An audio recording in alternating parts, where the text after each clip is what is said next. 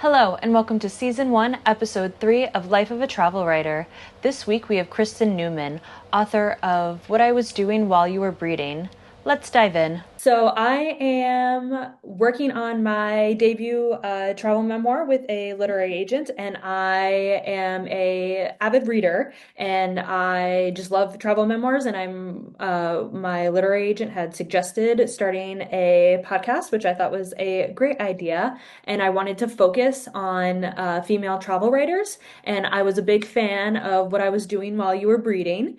So I'm very grateful that you have taken the time to talk with me, but what I really want to focus on is the before the book was published. So the birth of the idea until the day everything was published. So if you could give a little intro to the book, we'll start off there. Okay, great. Yeah, so my book is a comedic travel memoir that kind of tells the story of my life up until age 40 through trips. Every chapter is a trip. And on that trip, in the same way that you think about your life and have memories triggered by travel, I sort of let that lead the way for the writing so that as I'm on each trip, I write about the part of my life that trip came from and made me reflect upon and sort of changed me and then led to X. I really feel for me, travel is medicine, travel is transformative, travel is only travel versus being a vacation if it changes you in some way. So in the book, I really kind of tried to show how each trip really took care of the thing that had happened and sent me to the next thing. So yeah, it covers, it happened to cover the amount of time that I was basically covered in my childhood a little bit, but basically my 20s when I had two back-to-back boyfriends, and then my 30s when I got single and tried to stay single.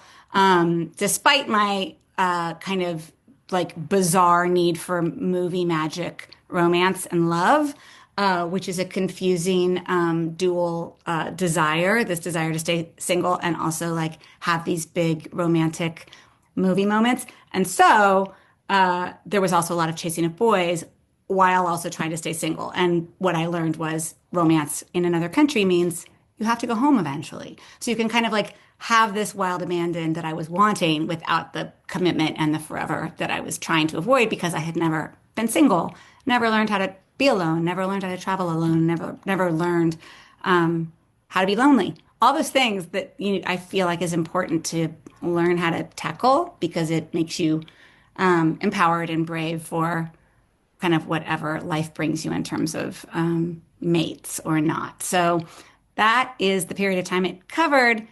And it ended when I met my now husband and stepsons, and then we eventually bred and made one baby. Yeah. And then because you're a TV writer by profession, when you started to travel, was the concept of I'm going to write a book from this, how it started, or were you traveling and then you were like, "Oh, maybe I should do something."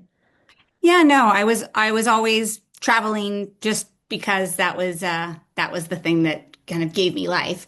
And then especially once I got single at 30 and took my first solo trip ever. Well, I was alone a little bit on a trip when I was kind of in between boyfriends around 27, that sort of space. There's a trip to Russia that kind of profoundly changed me that I took with my best friend who had immigrated with her mother. And they went back for their first time back when we were like 27, 28. So that trip was a big kind of change that made me go, oh, maybe I really like to travel alone. But especially when I was single for the first time and a little flailing about at 30, trying to figure out how to do it and not be sad and lonely, I kind of realized you need to take advantage of the highlights of being single, which is the freedom to pick up and go wherever you want to go, whenever you want to do it. And I worked at the time on that '70s show, which was this tremendously lucky job because I was there for 7 years and it was this big hit show. And so we always knew that we had 3 months off, but a job to come back to. And so this hunk of time when normally TV writers are staying in town and interviewing and hustling and trying to figure out what the next job is, I always had one. And so those were the years when I really got to travel. And so I went my first big solo adventure was going to Argentina for Mhm. the first time. And I regretted never living in another country, regretted never studying abroad. And so I really wanted to kind of pretend that I lived there, even though I only had maybe 2.5 months or so, 2 months.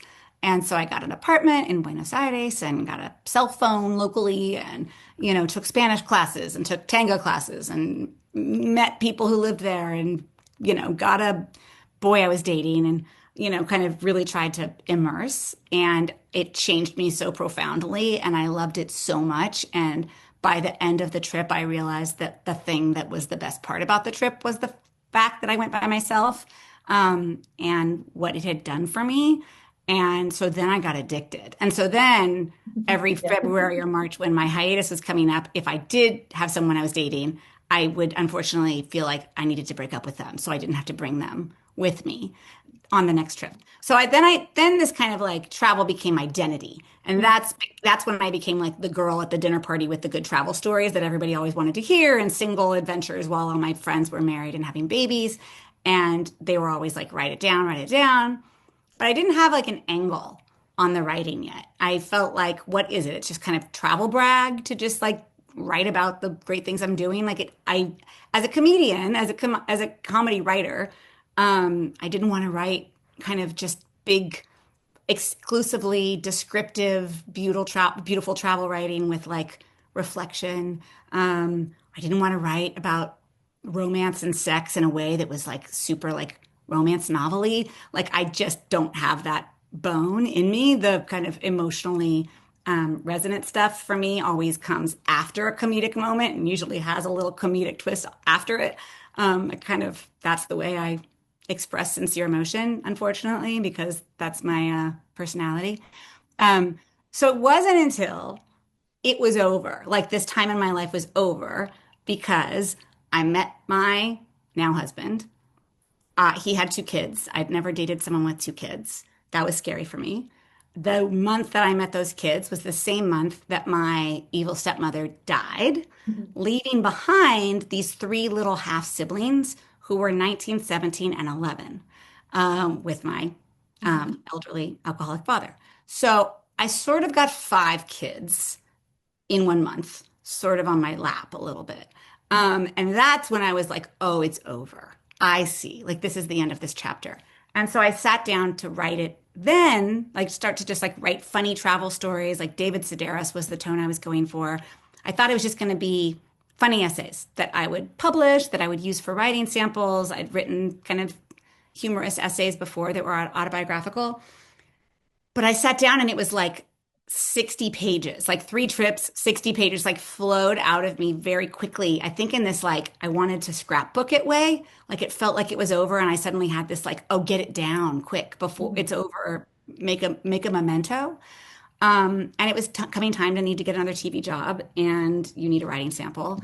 And so to make it look legit, I slapped a piece of paper on the front of these 3 chapters that said, there were really just 3 essays. And I said, excerpts from the upcoming travel memoir, What I Was Doing While You Were Breeding, um, and sent it to my agent. And he said, oh, are you writing a book? And I said, no, I just wanted to make it look legit. And he's like, well, I think this could be a book. Do you want us to send it to book agents? And so they did. And the agent said, yes, this is a book. Let's develop it as a format, basically, like write what your proposal is. So they taught me how to write a book proposal to fill in what the rest of the book would be in addition to those 3 chapters.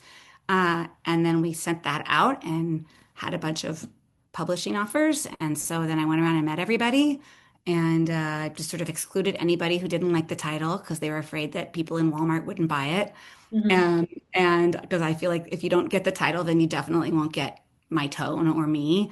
So it's sort of, yes, I think it filters people out, but I think it's a good filter because I think if you don't like the title, you won't like the book. So I find it to be a good barometer for taste and sense of humor. Um, and so then I sold it and then I wrote it with this editor, which is how it became a memoir. It didn't start out as a memoir. I thought it was just going to be funny stories. But she said, it's going to get repetitive to just be telling one travel story after another, especially, women tend to read female memoirists. women want kind of a more emotional arc. They want to know about what was happening to you at home. Why are you this way? What was up with your family? Your job is interesting. You should write about your job. What was going on romantically for you at home? What were your friends up to when when you were single and they were all having babies? And, what are your parents like? So all of a sudden, I found myself sort of backed into this thing that I never would have done, especially at 38, which is write a memoir. Very much felt like Hillary Clinton should write a memoir. What do I on earth have to say? And why would anyone care about my life story? But I wrote it afraid for those reasons as I went. Sometimes in therapy, talking about a particular chapter I was writing because I was like, I don't love the choices I made here. I'm not in love with myself in terms of, emotional growth and personality in this moment.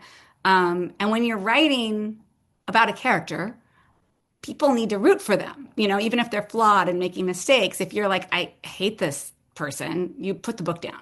And so it was important to me that I be more honest than I feel, for example, Eat, Pray, Love was, which, didn't talk about the fact that she and her husband were swingers before they got divorced, for example. She hid that she was getting divorced from the big love guy when she wrote the book about marriage. Like, I feel very, I'm open and I feel like honesty is a big driver for me. So I wanted to be honest, but also like still hopefully have people root for me and understand the mistakes that I made. So that was a lot of therapy. And so then by the time I finished it, I was like, that was amazing. I feel like all of a sudden I'm like, oh, I did do something worth writing about. And although I'd felt sort of like, oh, I'm always in the same place for the last 10 years, like in between jobs, in between boyfriends, in between trips, like this is what I've been doing for 10 years over and over again, while other people have like got married, got a house, had a baby, had another one, built this whole life that changed them. And by writing it all down, I was like, oh, I actually also built something and grew something and accumulated a life experience. And I'm in a different place than I was when I started. And now, you know, 11 years after the book came out, like last year, we just had a new edition come out with a new afterword that I wrote. Oh, Um, okay. yeah, and now it's like almost impossible for me to read. It's so painful. It's like reading your journal, from Mhm. college. It's very embarrassing, but not because I don't stand behind the book still. And I hear from people all the time that it moves them and makes them get on a trip. So, go on a trip by themselves. So that is great. But just the way you see the world at 50 is different than the way you see the world at 40. And so I'm a little bit like, oh, that's so sweet that she felt that way, that girl who wrote this book. That's not really how it is, but that's sweet. Yet, but at 40, I think it was how it was, at all those moments. So that's the story of writing the book. That's amazing because I picked up the book because of the title, and I'm definitely the target audience for that. Just because I mean, I think like most not I guess like most female travelers. I mean, I was always a solo traveler. Like I went to study abroad and on my own, and then I moved for grad school. And as a writer and a reader, like I tend to read more female writers than I do male writers because I love to read male writers, but there's certain aspects of life that I don't relate to them. Like Brandon Oliver is one of my favorite authors who wrote Out of Istanbul. And, I'm a little scared to do something like that because I can't just go wandering through the Silk Road on my own. So it was amazing just to see someone who was honest about the fact, like, this is what I was doing while you were breeding, because I'm also someone who met their partner later in life and everything like that. And I love that you just walked into a book like it wasn't something that you were intending on doing, but it was something that you really got to make a memory out of those like 10 years that you didn't really know what was going on, which I feel is great as you read it because of the fact like you don't know what you're doing. Like nobody knows what they're doing. They always say that they do later on, and they say, hindsight is 2020, but in those 10 years that you're living it, you're like, I don't really know. And then, you need those years in order to see, okay, this is what I accomplished, because you don't see the progress while you're living it. Yeah, I don't remember enough of the context of the book to remember the whole thing around this, but there's this book called Animal Dreams by Barbara Kingsolver that I just like love. Hmm. And I haven't read it for 20 years, so I probably should reread it to really remember what it is. But I always remember this thing that she said, which was she kind of talks about dogs like dreaming, and that, when they're dreaming, they're sort of like in a field that they were maybe in last week. Like they dream about, and that humans, she feels, dream about a place you're not in right now. You Hmm. dream about sort of a place you've left, and that as I remember it, at least maybe I filled this all in, but that for writing, you have to be sort of out of the phase that you're Hmm. writing about. If it's something autobiographical, for me, that's very, very true. Like in the middle of it, I have no perspective on sort of why it's like I can't make fun of myself when you're in the middle of it being big. And as you know, because I tend to come at things comedically, like I really need to be past it so I can like look at that person who is Hmm. doing all those things and have a take on it. And so yeah, I think that's what you're talking about a little bit there. And you're like in the middle of it. There's really it's hard to narrate it until after. Even just writing an article about one trip, I Hmm. feel like you can take notes as you're right as you're taking the trip, but you can't start the article until you're home and you know what the trip added up to. It was the sum of your experiences and what was your takeaway is kind of what you need to know before you start writing a great piece, I think. Yeah, being able to have, you need that distance from it so that you have that ability to reflect on it. Yeah, yeah, in a big way. So when I you're went to aging, Turkey last summer. I oh, went with my husband and my then 7-year-old daughter. And we didn't do a tour or anything. We just like got a car and flew around a few times and went to all over the country, and it was amazing. And I've traveled a lot in the Middle East, mhm, and I traveled in the Middle East by myself, and all of that. But it had been a long time since I had. And I hadn't traveled anywhere particularly advanced with my daughter. We'd gone all to like countries that felt safe, Europe, Spain, Argentina, mhm, quickly to Brazil, things like that. But um, anyway, we were going to Turkey. And in this time, in this moment, when you're watching the news and you're looking at the neighbors around Turkey, like the neighbors are going through some stuff. And this was last summer, I mhm, mean, war is still going on there, but like very deeply in terms of war there, all around. And like for 2 weeks after we bought the plane tickets, my husband and I were both having like nightmares. Like, who's going to steal our daughter in Turkey? Nightmares. Like, what Russian oligarch is going to throw her on his yacht and then disappear with her? And I've never like put an Apple Watch on her or a tracker of mhm, any sort anywhere on Earth. Like, we lived in Argentina for 4 months with her and I didn't. But I was like, I think I need to put a tracker on her. mhm, Like, I had this fear. And then we went on the trip and it felt wonderfully safe and fine. And, there was even like a few days in this like lovely big hotel that was like filled with people that like we just kind of wouldn't know where she was for a while because she'd be running wild with some of the kids to the kids club and to the beach and to wherever. And the hotel was filled with no Americans, really almost no Europeans, like a lot of Russians. Like there were a lot of mega yachts right in front of the hotel. But all that fear had like dissipated by just going. And when we came home, I felt very like proud of ourselves for this trip. Like it was hard. It was also August and 110, and we're doing God, like yeah. very hot ruins with a 7-year-old. Like it was hard. Everything was a little bit advanced. And so I just felt proud of her and of us that we kind of did all of these things. But it also reminded me how important it is to travel because when you're home, like even a little bit home, like I travel a lot, but like even just out of that region, my brain and the news and the internet and the world events were able to kind of create a fear in me that is not usually in me and not naturally mine. And to go and like have our daughter make friends with kids who only speak Turkish and they still send emojis back and forth to each other Mhm, on the mother's WhatsApps, and run off and play for 4 days, every so often asking for a Google Translate for a word or two. But other than that, just becoming best friends and watching that all happen, and that everybody has really shitty leaders right now, but most all people are just kind of all trying to live their lives in the same way. And just the thing that when you travel, but that you remember And it makes you remember too why people who don't travel are so fearful, like why so many things that are going on, I feel like on Earth and in America right now are happening. It's because most people don't have a passport, Hmm. they just are afraid of what's out there because the coverage is terrifying. And Yeah. so it's just important to go.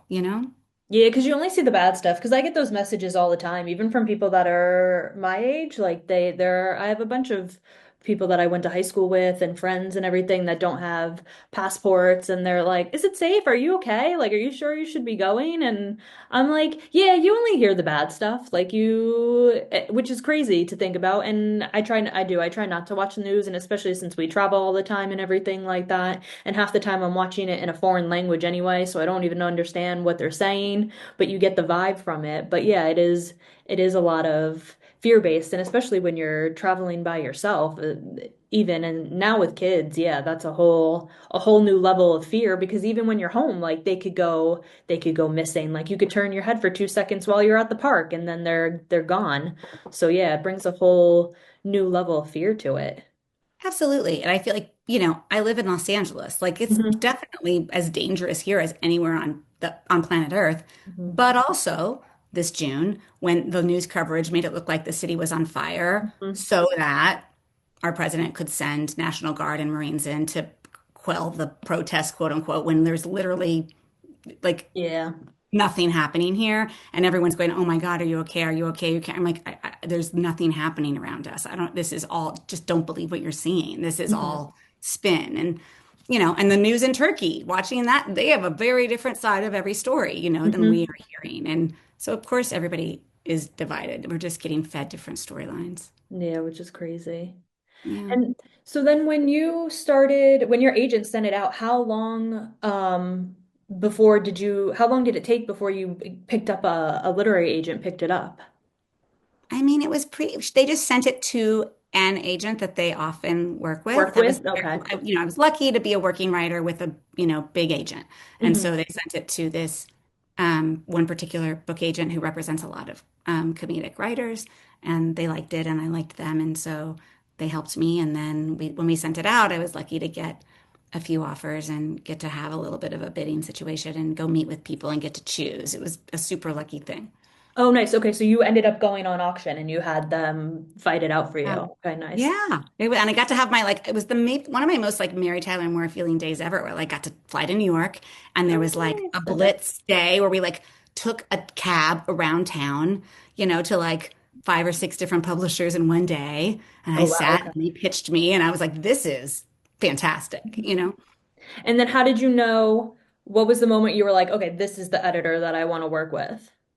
Well, it was kind of like down to I can't remember any more the numbers, but like Mhm. there were kind of two or three that I liked the most. All of them liked the title too. And I think and then what happened? Then my publisher doubled their offer.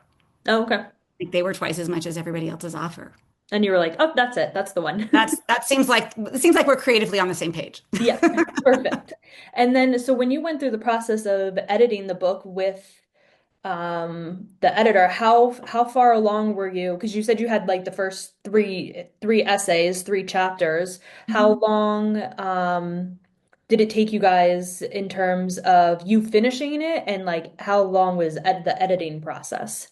Yeah. So it was definitely a wake up call for me coming from TV, Hmm. speed at which the literary world moves, which is very slow. They are very slow and thoughtful. And there's no rush for anything, I think. And so that's what happens. So, like, as somebody who is like making 22 episodes of television every 9 months, where you just like, you turn it in and then the next day you have notes because you have to. Hmm. Um, that was different. Sometimes there might be 3 months Hmm. in between turning in a draft and getting notes. Wild, incredible. So I would say I think it was a year before I finished my first draft, I think Hmm. is what happened. Like I remember I write in the epilogue before the afterword. I have an epilogue and an afterword. I can't quite finish this book. I keep wanting to add to it. Um, but in the epilogue, I was literally packing up my single girl house as I was finishing the edits hmm. on the book, the final edits on the book. And it was this very like kind of there's been, kind of critics saying that I tied it up too nicely in a bow, and oh, this book about like singlehood ends in this. Sure, of course, she like, meets a guy and all that. Hmm. It's the fairy tale ending, and I hated that that is actually the ending that I had. And I have a whole other story about making a TV show based on the book for a couple of years too, where in the series I was never going to let her get married because it's really important to me that that's not the message of the book. But Hmm. that is what happened to have Yeah. happened to me in this particular time frame. And so I really was finishing the last edits as I was moving in with this guy and these two kids and putting all my like single girl journals and pictures of guys and like travel memorabilia into a box and putting it away just as I was like packing away my single girl house. So yeah, I think it was like a year to write and then maybe 9 months to do edits. Maybe Hmm. it was so long.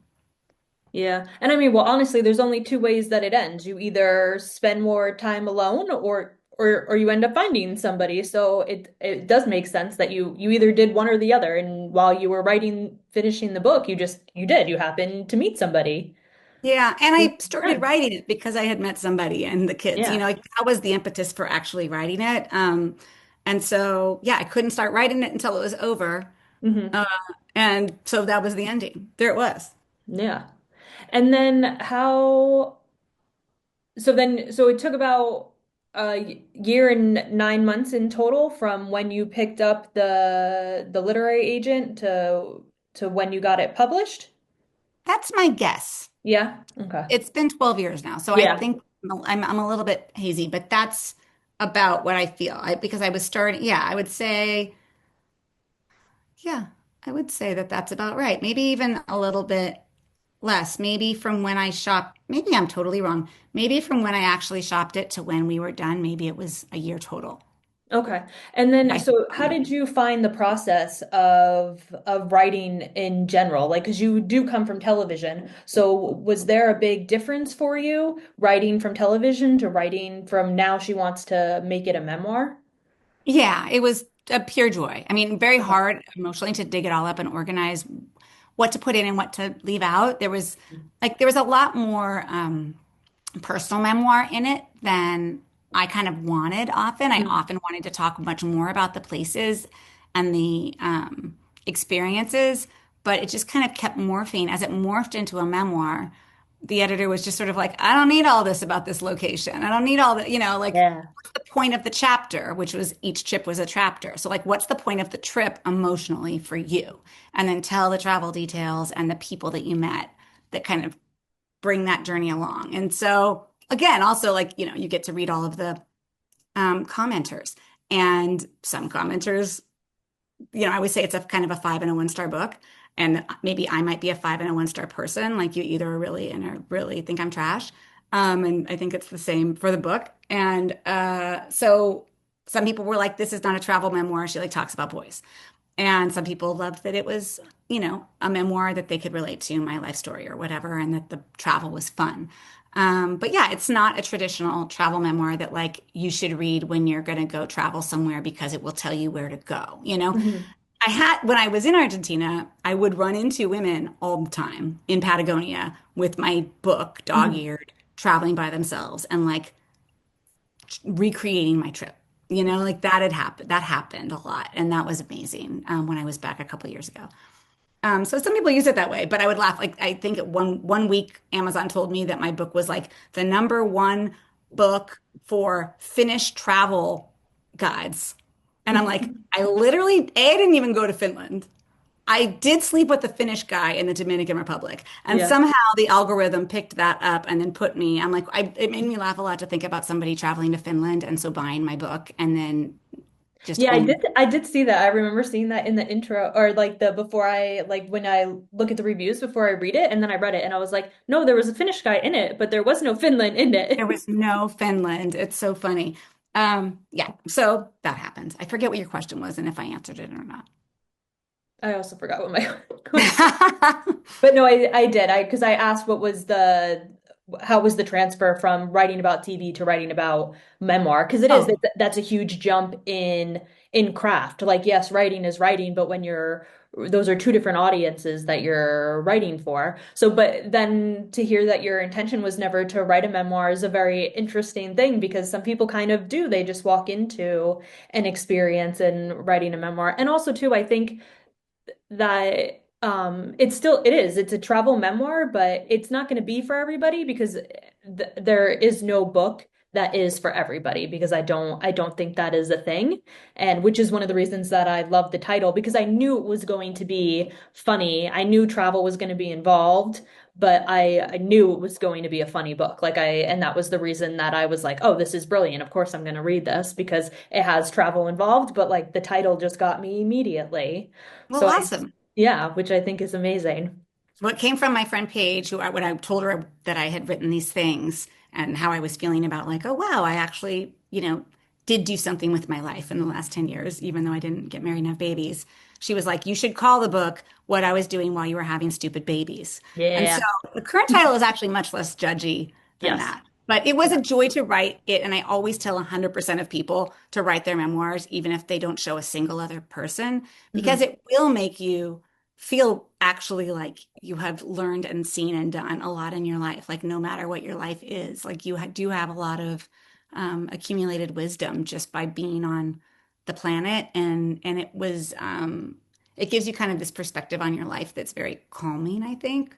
But it was also just nice to write because TV and movies are there's such a rigorous kind of formula that you have to hit Hmm. in terms of page numbers, in terms of number of laughs per page, in terms of number of scenes, in terms of all of those things. And so just to get to like write where the story took me, as much as I want, and be able to like really get into an interior life in a way that you can't when you're doing TV and movies because you can only know what people tell you unless there's like a voiceover.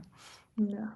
It Yeah, was that's nice. amazing. And then do you have a travel memoir that you would recommend? I really love oh God, I have to think of the name of it right now. Postcards. What's it called? What's it called? I'm gonna look it up right now. Well, I always talk about Bruce Chatwin in Patagonia, Hmm. as it was like changed travel writing. It was the first one that really wrote about the people Hmm. instead of the like, Eiffel Tower, but like who Yeah. you meet. And that was, I thought, really important. What is, let's see, something about, what is this writer's name? Pam is her name, and there's a word called postcards, and she has a whole thing about cowboys. There's another book about cowboys. Cowboys Are My Weakness, but that's not the book, but that's a great one. Okay. I love her. She is like, yeah, Pam Houston. Okay. She has a book, Cowboys Are My Weakness. She has another book I'll tell you about too, but it's sort of like it also combines travel and boys, but she's much more like outdoorsy extreme travel and sort Hmm. of like the romantic and sexual adventures that happen while she's like, hunting in Wyoming. Oh, nice. But she's really good. And she also has another book that I love that's like little almost poems, like little travel poems. I'm going to find you the name. Um, Contents may have shifted. I don't know where I got postcards out of that, but contents may have shifted is what it's called. And it's like little tiny chapters that are almost like little poems. They're really beautiful. Oh, amazing. Yeah. Well, I wanted to thank you for coming on with me. And do you My have pleasure. any advice for any writers that are trying to write their first memoir? Oh my goodness. Well, I definitely interviewed people who were with me on the adventures to fill in the gaps of my memory and get their perspective too on things. So that was helpful. It's definitely a treacherous path to write about people in your life. I definitely had both positive experiences from that and neutral experiences from that, and also negative experiences from people's reactions to getting written about. So I don't know, I gave chapters to the people who were written about with like a red pen before it was published and said, tell me if there's anything in here that's going to upset you. I've changed names and details, but like, is there anything you still want me to change or take out? And really almost no one said a thing. But I will say, like, I didn't give those pages to everybody in the book, and I didn't on purpose choose who to give it to and not who not to give it to. But I noticed after I had done it that what that clearly was sort of like a delineation that I just unconsciously made about who I was willing to, like, what relationships I was okay harming Mm-hmm. in the name of the book, in a name of like creative freedom and expression, and which relationships I wasn't. And there are a couple that I did, honestly. And so that is treacherous. And I don't think I'll ever write another memoir because I don't know how to write about like my family in the same way, Mm-hmm. In same kind of detail, yeah. honesty that I could write about everybody that I met on the road. And I don't feel like it's okay to write a memoir that isn't completely honest. And so, I think a novel that pulls some autobiographical details, I feel more comfortable with probably now. But it's definitely like its own thing. Thank you so much. It was great talking to you. And Great maybe talking we'll to do you. a Good part luck. two. Okay, thank you. And send me your book. Yes, I will. Thank Okay. you. Bye, Bye. Courtney. Thank you for tuning in for another week of Life of a Travel Writer. I'm your host, Courtney Cardini. Remember to like and subscribe, and I'll see you next week. Bye.